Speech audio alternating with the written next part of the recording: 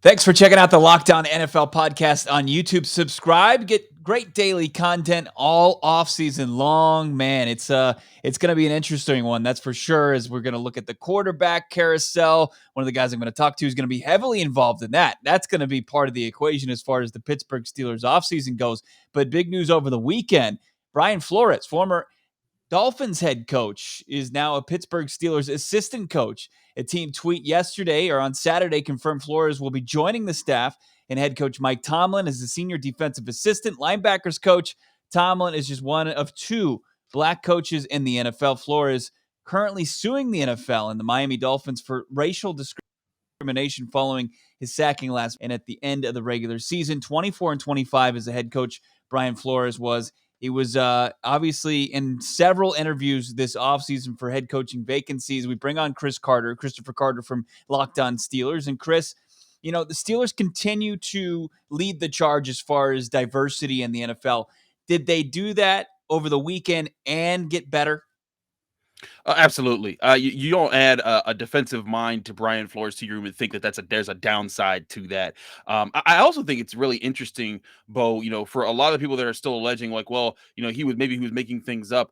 I don't think an NFL owner who's part of the league that is being sued by Brian Flores would go and get him if they had any reason to think that this was just him stirring up trouble just to stir up trouble. No, Brian Flores is pointing out something that's been a problem in the NFL for a very long time. The Steelers have been one of the forefronts. I mean, they were the first ever organization in the NFL to hire a black coach in Lowell Perry. They have the Rooney Rule. They pushed Bill Nunn is the first ever black contributor to be inducted into the Hall of Fame. Why? Because they brought him in as a scout and he pushed them to get HBCU players all throughout the 70s, which built their 70s dynasty that they still celebrate. So the Steelers, you're right, they have this long-standing history, but to them, this was just a perfect mesh of they stick their nose up at the league. So a lot of times when the league wants to pass a rule that they're like, that's not a good idea, we don't agree with that, we think that that's not for the best part of the players, and they'll be the ones that'll kind of stand up against it, and then the league will be like, oh, maybe we should have thought about that. And here the Steelers are like, that's why we don't just roll with the league all the time. And here they are again, kind of doing that with Brian Flores, adding him. But they're not just doing this just about the league or about the situation. It's because you get a chance to get a guy who coached under Belichick for a decade, was the safeties coach, special teams coach, linebackers coach, and now you bring him on as a senior defensive assistant and linebackers coach, which means he's going to get a chance to work with Devin Bush, who they want to kind of rebuild because he had a really good start to his career towards ACL and didn't have a good 2021 season. They want to see if he can build him. And here's the other thing, Bo. Now you're looking at an organization that for the first time in a long time has serious salary cap money available to it and can create a whole bunch more very, very soon with other moves that they can make. Now you're looking at teams and you're saying, hey, do you want to come play for Mike Tomlin and Brian Flores? I think that's a good pitching point that you're going to see. And a lot of players, they're clapping, they're celebrating. Look throughout Yeah. Twitter for how they felt about Brian Flores going into the Pittsburgh Steelers, how they felt about that. That might give them some edge on some of these bigger name players that they're going to be trying to pull in. You think there was some hesitation there just by pure shock that a guy like Brian Flores was available to just join the staff, not as a defensive coordinator, not as a head coach? Obviously, I mean, I think the thought process, Christopher, was he was going to get either a head coaching gig or he was going to be back in a DC role. But he comes over Terrell Austin's defensive coaching staff. Do you think it was just maybe surprise, and then they just picked up the phone and just say, hey, we'll throw a Hail Mary here and see if he wants to join us in this capacity? Well, I do think this. I do think that this was kind of a move where they were like, you know what, this might work. Here's the thing, Bo. I go to Steelers practices. I know people in the Steelers beat. For Locked On Steelers, I talked to Mark Caboli, who's been a longtime Steelers beat writer. Nobody knew that this was coming. This wasn't something like, oh, there were rumblings, and someone just didn't leak the story. Like, this was very well kept under wraps. So this tells me that the Steelers, they weren't playing around. They were trying to do this on their own channels, and if it worked, they would announce it. If not, they'd moved on. But I do think that there was a sort of effort there to do this. I also think it's important to point out, crazy enough, Brian Flores has actually never been a defensive coordinator. He was only a positions coach under Belichick, and then Yeah. he jumped to being the head coach for the Miami Dolphins because he developed a good reputation there. And I think he still has a really good reputation when it comes to coaching results, considering he's been the head coach for the Miami Dolphins in the only back-to-back seasons where they've had winning records since 2002. 2003, whenever, however long it's been. So there is like a sense of excitement there, and there is a sense of that they're glad he's on board and they were willing to make this move. But I think the Steelers, they try to get guys whenever they can to add them to the room, get quality guys. The reason he's not defensive coordinator, and I gather that this probably slowed up the negotiations. But Terrell Austin recently was promoted from the team's secondary coach to defensive coordinator. When he was hired to the team in 2019, they kind of said, like, hey, if you do well enough, there's kind of a backroom promise you'll be the next Mhm. defensive coordinator. I don't think they wanted to disrupt it, and I also think they wanted to make sure that he understood Flores coming in is not to undermine him. It's just Yeah. adding another skilled defensive coach to the room, which now you got Austin, who brings this defensive coordinator experience and has done a really good job developing Minkah Fitzpatrick and other players in the Steelers secondary. You got Brian Flores, who has a ton of great experience coaching safeties, coaching corners, coaching linebackers, and doing what he did with the Dolphins. And all of that coming under Mike Tomlin, one of the most respected coaches in the NFL. Yeah, it has to excite Steeler fans, the fact he's worked as kind of a collaboration before, and he can just create join another one here in Yeah. Pittsburgh.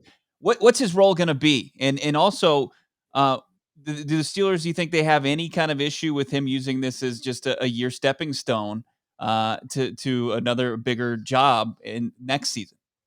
Well, I think it's going to be more so about they want him around for 2 years because here's the other thing. I would say, well, okay, let me address your first question. Sure. First question: linebacker coach and senior defensive assistant. Basically, here's what he's going to be doing.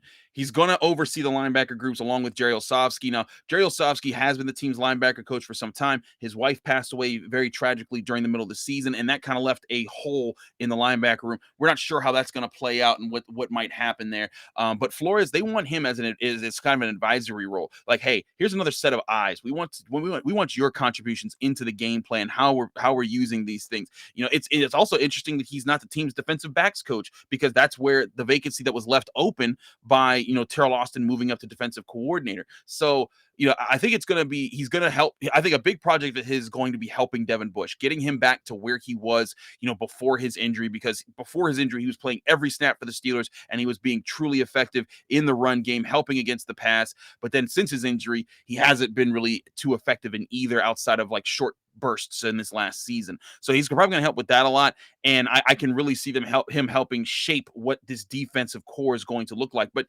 Bo, they don't have a problem with him leaving because you know what? Here's the thing is that in today's new Rooney rules, when Yeah. teams get those assistants that go and get big jobs somewhere else, that gets you comp picks. And the Steelers Hmm. are more than happy to get a guy. And also, this is kind of against the mold of the Steelers. When they get these assistants, normally they're a little bit older. They're guys that don't have head coaching aspirations right in front of them. Maybe guys that Hmm. someday down the line, like Matt Canada's their offensive coordinator. Maybe someday down the line, if Matt Canada can turn around the Steelers offense and make it good, that's in his hopes and dreams. But Brian Flores is a very real guy who was just an NFL head coach. This is on par with Todd Haley. But again, Haley, like you said, he was a coordinator. This guy's a Hmm. position coach and an assistant, a senior assistant, but an assistant nonetheless. They are through the moon with this. They're okay with whatever Flores wants to do as long as he comes to the Steelers and he becomes a contributor and he helps mold what this new Steelers defense is, because I do think they're about to make several major additions both in the draft and free agency this year.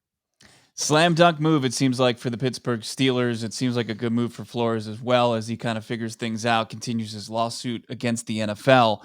I have to ask you while I have you, Big Ben retired. What's the early kind of rumblings as far as what they're going to do at the quarterback position before the new league year even begins? We're about less than a month away from that now. So I know a lot of fans might out there be saying like, "Ooh, Brian Flores, does that mean Deshaun Watson's going to Pittsburgh?" I would pump the brakes, pump the brakes. I will say this though, I don't think the Steelers are overly committed to reaching for a quarterback. Yeah, I get the impression they like Malik Willis, they like Kenny Pickett, but they don't love either of them to like kind of sell the future. I think that the Steelers know they need to rebuild their offensive line around Najee Harris, and they know that whatever quarterback they get, they don't want to put them in a situation where they're getting them beat up because they don't have pass protection and they don't have a running game. I think the Steelers' primary investment this year is going to be make the defense elite again, get them to be a top 5 unit like they were in 2020 and 2019, and make sure that they have depth so they can be that. Rebuild the offensive line. Then you worry about quarterback. I truly think that the best move the Steelers are probably going to make this year towards that. They might draft a guy in the second, third, fourth round at the quarterback position. Not a big name, but maybe a Kaylee Zapp, or maybe the 5th or 6th round when they get Caleb Ellaby or something like that. But Mhm. I see the Steelers more so plan is going to be they're going to bring back Mason Rudolph, they're going to bring back Dwayne Haskins, and then they're going to go sign a veteran like a Teddy Bridgewater, a Marcus Mariota, someone that has experience in the NFL, that is used to using their legs a little bit more because they want to have a more mobile quarterback. And then if you draft a rookie on top of that who's not guaranteed a spot, you go into camp, you got 4 quarterbacks. You guys figure it out, duel it Right. out, have at it. And I think that's the plan there, is to say, hey, we're going to see who's best here. Whoever can manage this offense the best and just don't make the crucial mistakes, you'll be our guy moving forward. But I truly see, at least for next year, the Steelers are going to be all about making them an elite defense again, and making them an actual solid, dependable ground game with around Najee Harris and a revamped offensive line. It makes Locked On Steelers a must listen each and every day this offseason. But this week, deep diving, especially on today's episode, Monday's edition, the Brian Flores hire. Carter critiques on Twitter. Christopher Carter, you hear him every Friday here on the Locked On NFL podcast. Thanks, Chris. Thanks, Bo.